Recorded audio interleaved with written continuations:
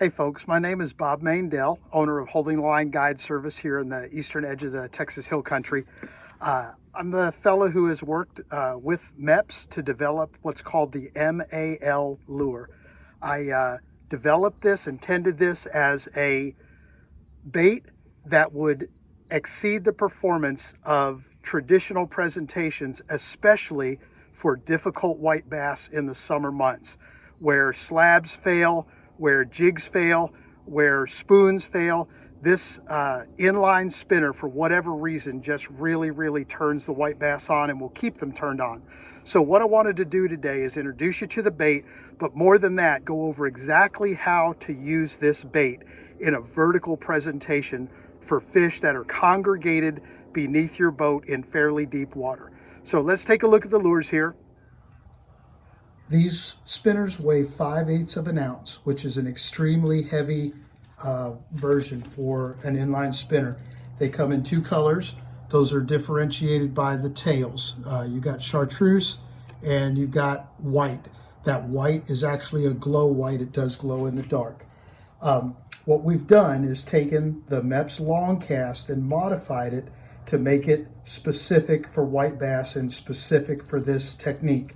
The several things that we've done is reduce the hook size versus a traditional number 4 MEPS spinner. The hook size that's on here now will catch the smallest white bass at less than 1 year old, all the way up to Magnum 16 and 17-inch white bass, no problem. The next thing we've done is on the hook shank, we've placed this piece of tubing. That's glow tubing on there to incorporate that favorite white bass color. That tubing gives the fish a focal point on the hook and prevents them from focusing just on the silver of the blade, thus preventing blade strikes. You will reduce the amount of missed fish greatly thanks to that tubing. Finally, we've used white bass colors. The entire body and blade is silver.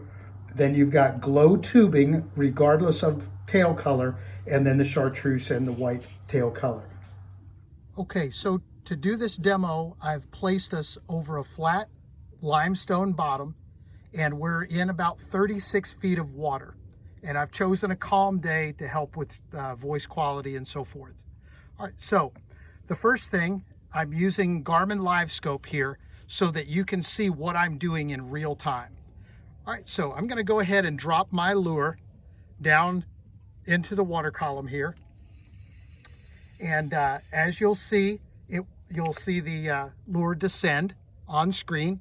I'll point it out to you. Right here is my lure. Here's the braided line it's falling down on. And now it's just struck bottom in 36 feet of water. So now what I'm going to do is focus in just on that little segment of water right there. And when I raise my lure up and down, you can see it jumping up and down right here. There's actually a fish that just responded to it.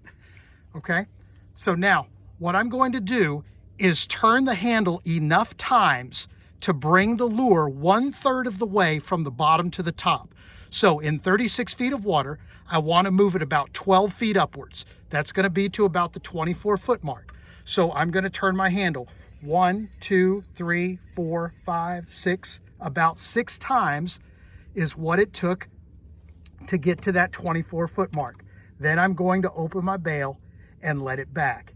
Now, you can do this, not quite as well, but you can still do it with traditional colored sonar if you're fishing your rod directly in line with the transducer. If you fish directly below the transducer, then you can accomplish the same thing.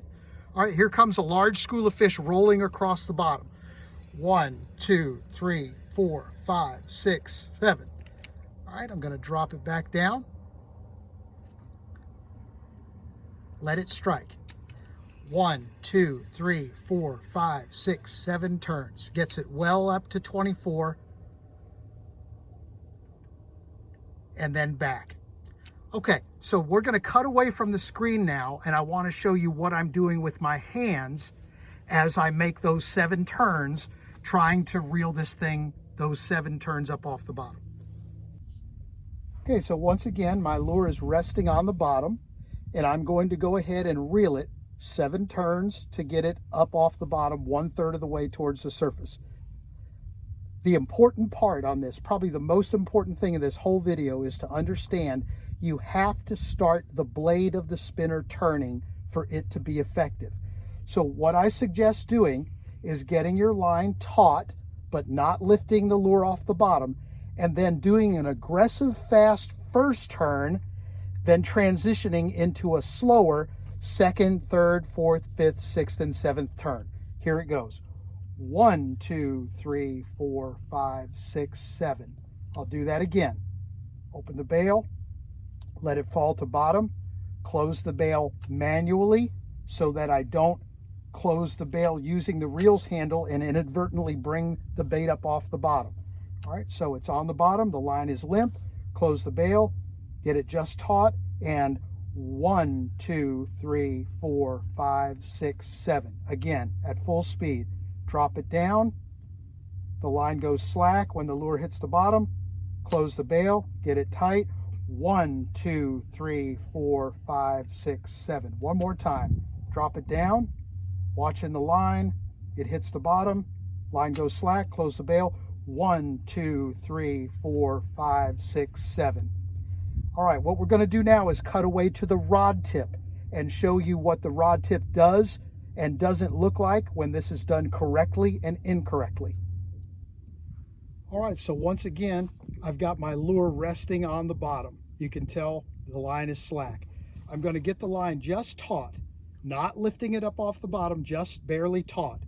I'm going to do that first hard handle turn rapidly to get the spinner going and then settle back down into my retrieve speed. Here we go. 1, 2, 3, 4, 5, 6, 7. I'm going to do that again, and as I do that, I want you to notice how the rod tip is loaded.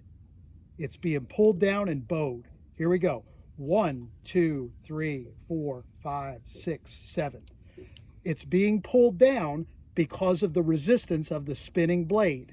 This time, when I get to 7 and stop, watch how the rod tip relaxes. Here we go. 1, 2, whoop. Try that again, sorry. Here we go. 1, 2, 3, 4, 5, 6, 7. Stop. And the rod tip relaxes because the strain of that lure is no longer pulling the rod tip downward. Now I want to show you how to do it wrong. I'm going to lower it down by opening the bail. Line goes slack. Now, if I just retrieve at a slow speed, 1, 2, 3, 4, 5, 6, 7, the spinner blade never whirls around its shaft. It never creates the drag that you should see and feel in your rod tip. I'm going to do it again, dropping it down to bottom. It just struck bottom. My line is slack. Tighten up the line. 1, 2, 3, 4, 5, 6, 7. No bow in the rod tip, no pull down because there is no resistance from the spinner. All right, one last time the right way. 1, 2, 3, 4, 5, 6, 7. When any fish even just breathes on that spinning spinner blade, you're going to feel the difference in the rhythm of that spinner blade. The fish will interrupt that spinning sensation, and you'll know before you even feel the bite, you'll know that you're about to get hit. There's a pro and a con with that. A lot of people, especially bass fishermen who have fished a long time with soft plastics, have just a reflexive hard strike reflex that will cost you a lot of bass through the years, a lot of white bass. What I've found is as I'm retrieving, in order to get that lure 1/3 of the way up off the bottom, 1, 2, 3, 4, 5, 6, 7. When I get hit, I just keep right on retrieving at the very same speed without a hook set. What that does is two things. First, it allows the fish to overtake that hook, grab it completely, and get hooked.